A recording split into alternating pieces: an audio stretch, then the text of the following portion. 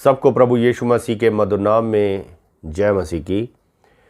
मेरे प्रिय भाई और बहनों, आज हम मरकुस की अंजील उसके 11वें अध्याय के 12 से 14 वचन में एक बहुत ही अद्भुत घटना को पढ़ेंगे।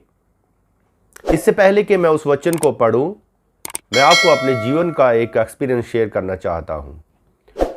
कुछ साल पहले मैंने अपने घर में एक लौगाट का पेड़ छोटा सा लगाया, करीब ढाई 3 फुट का होगा। तो उसको मैंने अच्छी तरह से उसको पानी दिया, जैसे उसकी संभाल करनी चाहिए थी मैंने उसके साथ संभाल की। और 2-3 साल बाद मैंने देखा कि वो बड़ा तेज़ी से बढ़ा और एक बड़े से पेड़ में तब्दील हो गया। तो बड़ा ग्रीन हरा भरा एक वो लौगाट का पेड़ बन गया।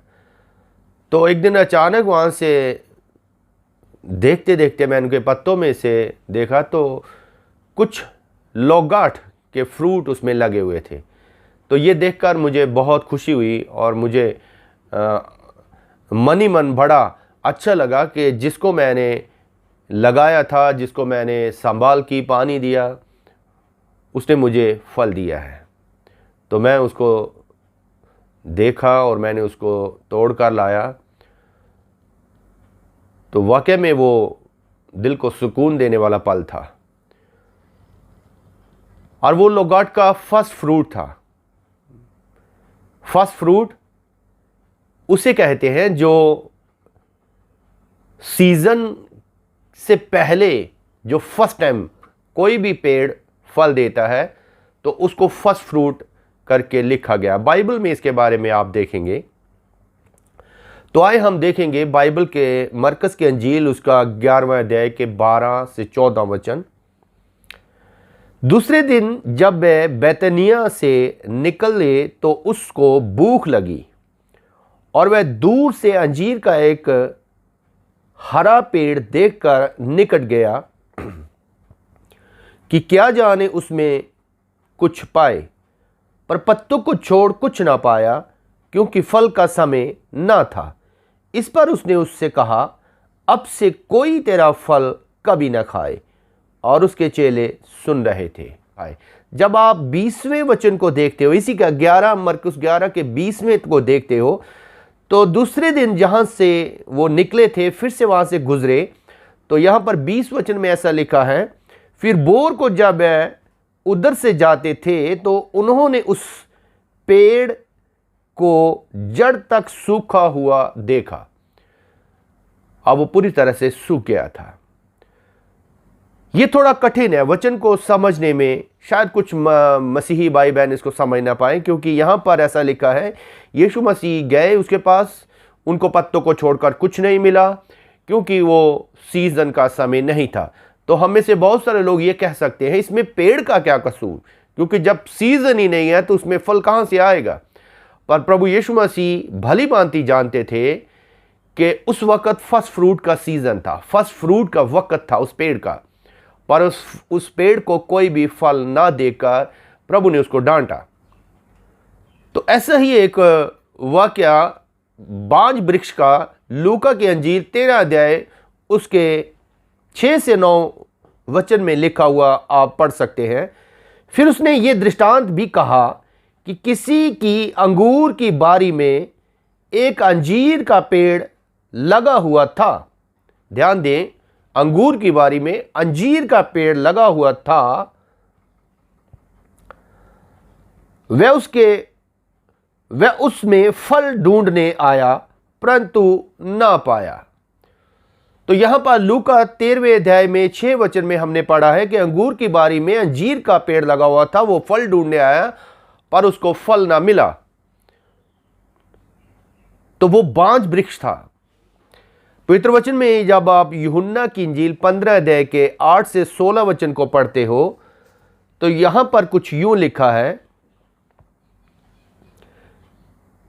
मेरे पिता की महिमा इसी से होती है कि तुम बहुत सा फल लाओ, तब ही तुम मेरे चेले ठहरोगे।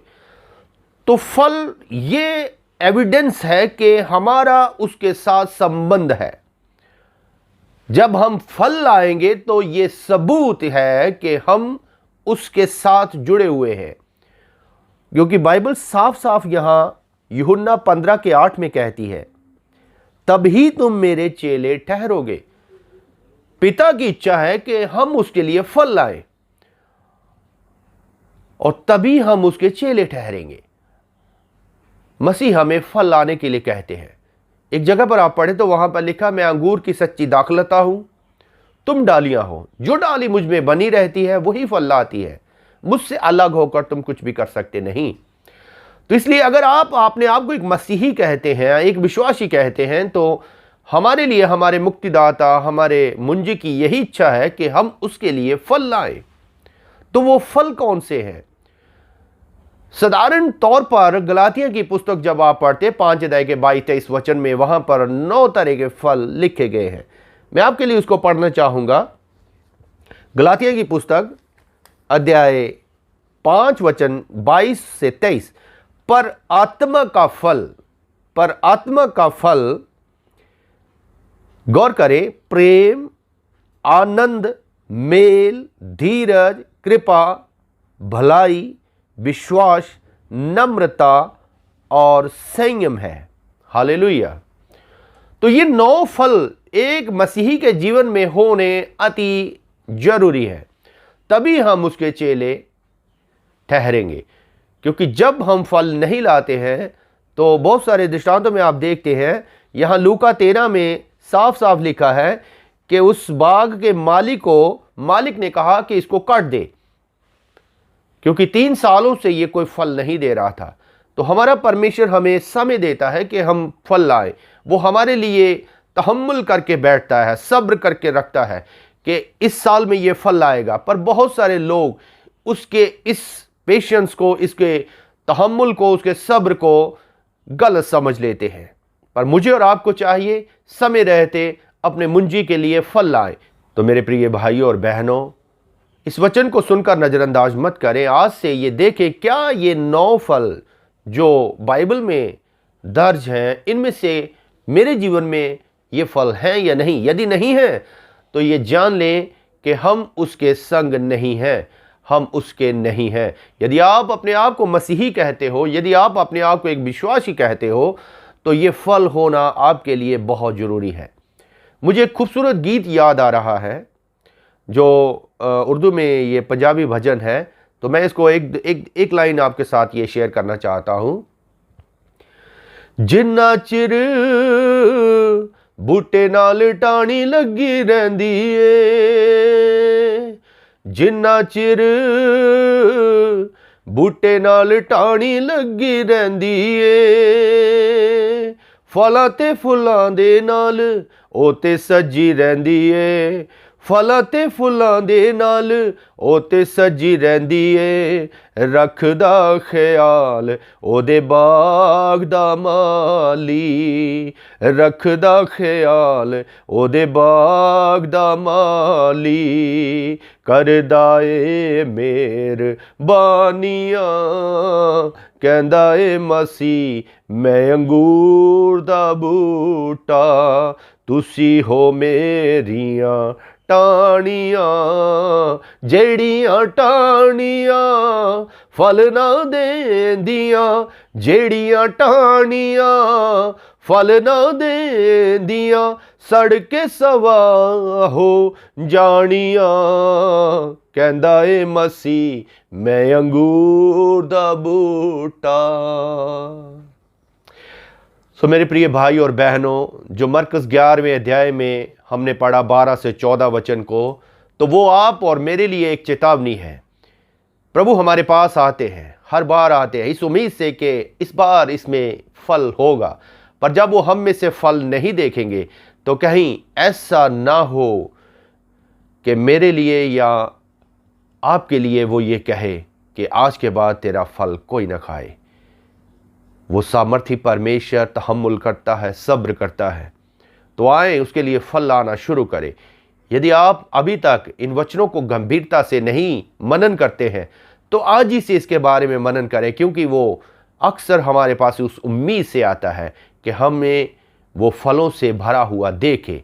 जैसे मैंने आपको शुरुआत में इस वीडियो में बताया कि उस लोगाट के पेड़ को जब मैंने लगाया था वो 2.5-3 फुट का था, और मैंने कुछ 2-3 साल उस पर मेहनत की और मैंने देखा कि फर्स्ट फ्रूट भी मैंने खाया। मैं उसका एक पिक्चर भी आपको इस वीडियो में शेयर करूंगा।